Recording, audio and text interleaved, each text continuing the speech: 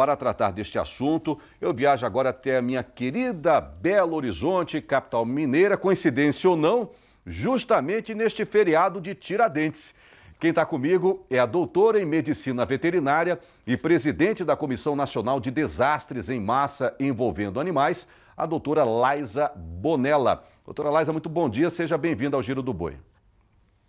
Bom dia, muito obrigada, é um prazer estar aqui com vocês. Bom, eu lembro que todas as sextas-feiras, pessoal, a gente traz um representante do Conselho Federal ou dos 27 Conselhos Regionais de Medicina Veterinária para que eles compartilhem conosco a importância e o papel da profissão do médico veterinário e também do zootecnista no nosso dia a dia, e hoje chegou a vez dela. Bom, Brumadinho e Mariana, a doutora Laisa, aí em Minas Gerais, são dois exemplos, né, que me vieram à cabeça de uma tragédia, né, envolvendo pessoas, natureza e animais, não é mesmo?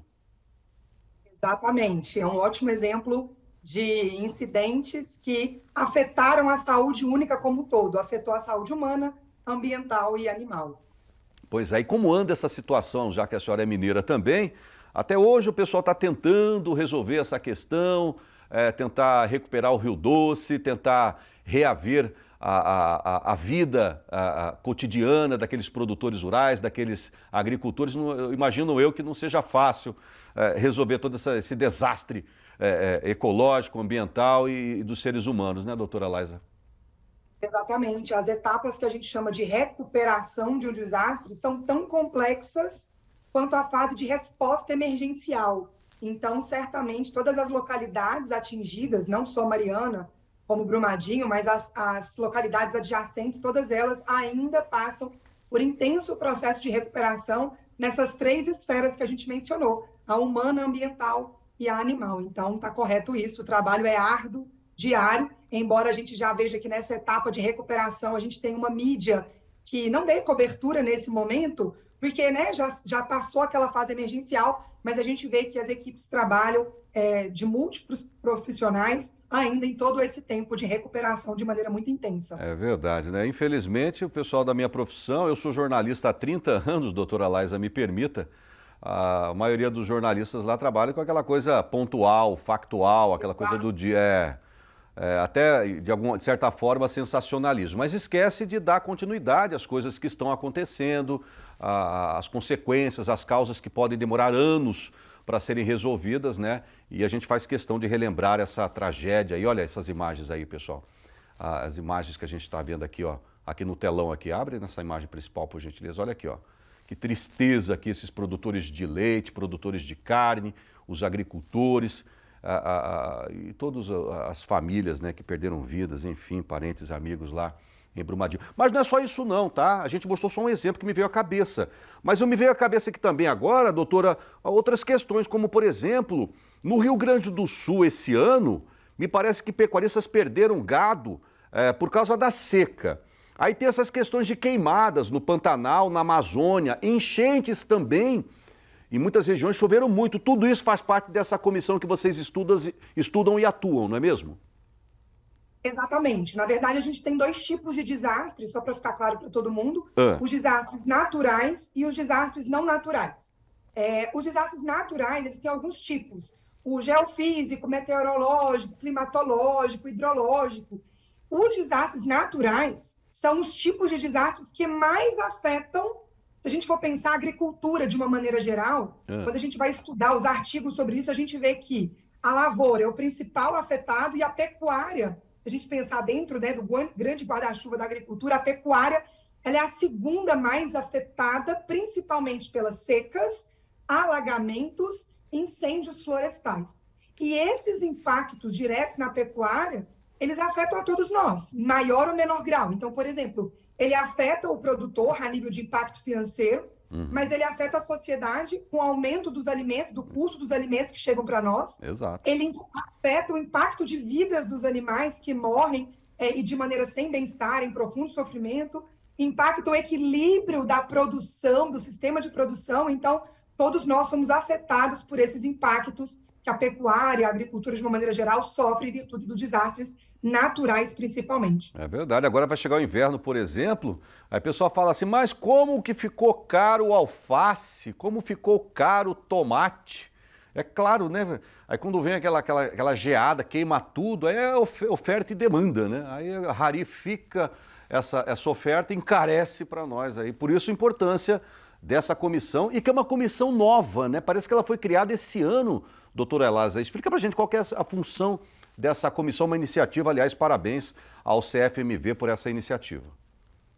Então, a comissão ela já tem um pouquinho mais de tempo, mas é importante você ter mencionado isso, porque a resolução é nova. Tá. Essa resolução que foi publicada recentemente, a número 1511, ela vem trazer diretrizes para a atuação do médico veterinário e do zootecnista no cenário de desastres. Ou seja, um profissional que queira colaborar na resposta, na intervenção a esses cenários, ele precisa entender que agora existem diretrizes, que agora existe um norteamento para a atuação desse profissional, regras, e que precisam, obviamente, ser cumpridas para que a gente tenha uma atuação mais exitosa, mais coesa, mais profissional, mais ética. Então, isso é bem importante. Só 2 exemplos do que vai nortear, né? A resolução ela é bem ampla, mas, por exemplo, que a atuação desses profissionais precisa de ser coordenada aos órgãos oficiais, Defesa Civil, Corpo de Bombeiros. Então, o médico veterinário zootecnista, bem como as pessoas que contemplam esses grupos, não podem trabalhar de maneira isolada, tem que estar coordenado. E um segundo ponto importante é que esses profissionais precisam de entender que as ações e as omissões deles, nesse cenário de desastres, elas vão ser responsabilizadas, não só na esfera ética, como em outras esferas também. Isso para quê? Para que a gente tenha um trabalho melhor, né, mais bem executado, mais profissional. Então, a gente acredita que isso é extremamente positivo para o atendimento aos desastres envolvendo os animais. Eita, doutor Francisco, cada dia que passa, ajudando ainda mais a colocar ordem, lei, normativas, regras, tudo baseado em estudos, né? Vocês não estão fazendo isso aleatoriamente não, né, doutora Laisa? Por exemplo, essas regras lá de tem que falar com a Defesa Civil, com o Corpo de Bombeiros, com isso, com a Secretaria de Meio Ambiente, os órgãos ambientais, é tudo baseado em estudos que norteiam uma correta, vamos dizer assim, captura desses animais em massa para que eles, né, tenham... E daqui a pouco é que você fala sobre bem-estar também, né? Isso é muito bacana, essa iniciativa de vocês. Exatamente, essa comissão, desde que ela foi criada, né, há mais de 2 anos já, ela tem essa finalidade de trabalhar de maneira técnica e científica. Então, os materiais que a gente estuda, que a gente produz, que a gente trabalha junto aos órgãos oficiais, vem trazendo esses norteamentos para que a gente possa trazer. Inclusive, a gente vem estudando como que outros países, né, que às vezes tem alguns desses desastres que a gente nem tem aqui, mas de grande proporção, como eles trabalham, como que o trabalho é efetivo, e tentando trazer para a realidade do nosso país, para que aqui o trabalho possa ser cada vez mais exitoso e efetivo também. É verdade. A gente tem alguns problemas aqui, mas tem outros países que têm problemas maiores, né? Por exemplo, terremotos, furacões, essas coisas todas. Eu acho muito bacana esse tipo de iniciativa. Agora, qual que é o perfil do médico veterinário e do zootecnista para atuar nessa área, doutora Laisa? Pergunta maravilhosa.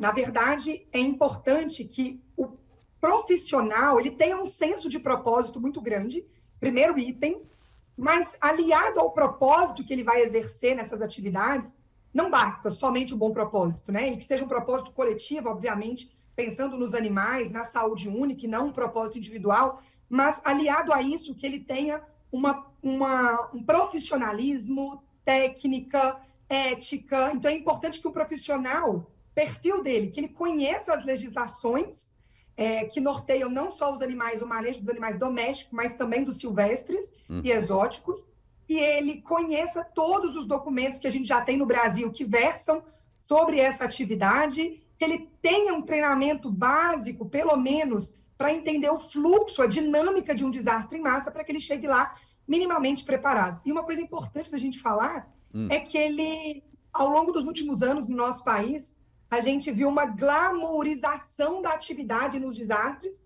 e isso precisa de ser desmistificado, porque o trabalho em desastre, ele é algo árduo, duro, que exige sacrifício, que exige, muitas das vezes, um controle emocional muito grande, porque você vai precisar de lidar com perdas, com situações adversas. Então, um profissional que tenha treinamento, que tenha um propósito por detrás, mas que esteja ali disciplinado a uma proposta maior, né, de salvamento e resgate desses animais. Essa questão emocional não é fácil não, pessoal, tem que atuar essa área também, tem que ver bastante por esse lado aí. Existem alguns equipamentos aí, estrutura que o veterinário zootecnista deve ter para poder possivelmente atuar nessa área aí da comissão de vocês, doutora Laisa?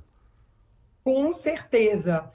Baseado também nesses estudos que a gente tem conversado, nessas normativas internacionais e nos estudos que a gente vê de próprios profissionais aqui do Brasil mostrando que, para que os resgates, a gente chamou de resgate técnico animal, para que ele seja de fato efetivo, no sentido de salvar o animal, mas também preservar a qualidade de vida, bem-estar, para que seja exitoso em todo o processo, desde o resgate até a destinação, o transporte, é necessário equipamentos e insumos específicos.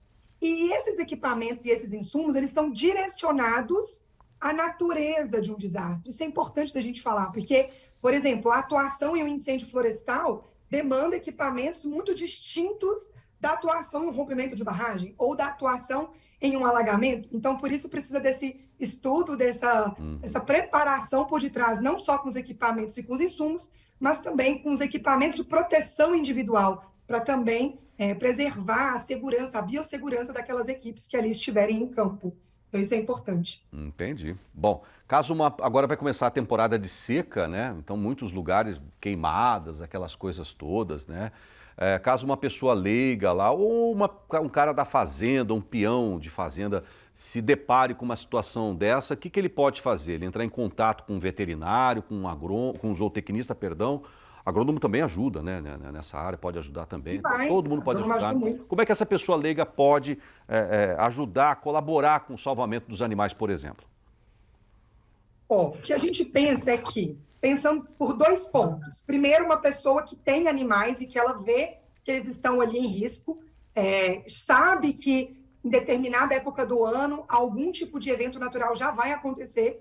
Então, é interessante que essas pessoas, elas se antecipem no que tange a locais seguros para levar os seus animais, um planejamento de alimentação e dessedentação para garantir a segurança e a manutenção daquele animal. Esse é o primeiro ponto. Segundo ponto, entendemos que enquanto comunidade, enquanto munícipe, ajudar aquela situação que já foi acometida por um tipo de incidente, é importante que eu também tenha essa visão. Animais que ainda não são vítimas, ou seja, estão em áreas ilhadas, em áreas limítrofes com áreas atingidas, que esses animais sejam deslocados em segurança. Claro, se isso não for comprometer a segurança ou risco da pessoa, isso é importante de falar. Mas no segundo ponto, animais que já estejam em situação, estejam afetados como vítimas nas áreas quentes, que a gente chama, área quente que é a área atingida, ou pela enchente, ou pelo incêndio, enfim, que essas pessoas recorram a profissionais, por exemplo, gestores do incidente. Mesmo que ainda não tenha um veterinário, não tenha um zootecnista, é importante que ela recorra a esse profissional para que ele dê a diretriz de como realizar o resgate daquele animal. Por quê? Porque cada animal tem uma particularidade e somente a boa intenção, às vezes, não é suficiente para garantir a segurança e o bem-estar daquele animal. E, por último, entender que os desastres naturais, a gente não consegue evitar que eles aconteçam, mas a gente pode diminuir a vulnerabilidade. Eu já sei que ele vai acontecer, então como que eu me antecipo? Conhecendo esse desastre, de que maneira que ele acontece, qual a intensidade, e aí eu preparo uma equipe. Por quê? Eu diminuindo a vulnerabilidade, eu vou diminuir também os impactos que eu vou ter no meu sistema de produção, os impactos que eu vou ter para os meus animais. Então, a prevenção é a palavra-chave. Me antecipar para prevenir que esses cenários sejam tão graves, porque acontecer, eles vão acontecer. A gente tem estudos mostrando, né, que os eventos climáticos, eles vão ser severos a cada dia, mas como que nós podemos nos preparar para enfrentar um incêndio, a seca, o alagamento? Então, isso é importante, essa prevenção é bem importante. Nossa, fantástico essa sua explicação. Lembrando que tudo isso resulta em bem-estar animal. E eu não sei, me parece que maus tratos, é até crime, né, doutora? Se eu não me engano, né? Crime na nossa legislação ambiental, né, 9.605. Então, a gente precisa entender que o meu animal, ele é um sujeito de direito, ele precisa, né, ele é tutelado pelo Estado, mas depende de cada um de nós também salvaguardar e preservar os nossos animais. Então, para que eles não venham... E nessas situações de desastre, por exemplo, os animais eles são muito vítima, né, de situações que prejudicam o bem-estar, de situações que os colocam em situação de maus tratos. Por isso que uma ação efetiva, rápida, técnica, minimiza com que esses animais sofram por tanto tempo. Por isso a importância dessa resolução e desse movimento de profissionais que querem cada dia trabalhar de maneira mais técnica e mais exitosa, mais profissional. Maravilha. E você, médico veterinário e zootecnista, não deixe de fazer o seu recadastramento. Vai lá no site do Conselho Federal de Medicina Veterinária. Eu conversei nesta manhã com a Laisa Bonella, doutora em Medicina Veterinária e presidente da Comissão Nacional de Desastres em Massa, envolvendo animais do CFMV, falando ao vivo conosco, direto da minha querida BH, capital mineira. Muito obrigado pelos esclarecimentos e pelas informações, doutora. Obrigada a vocês.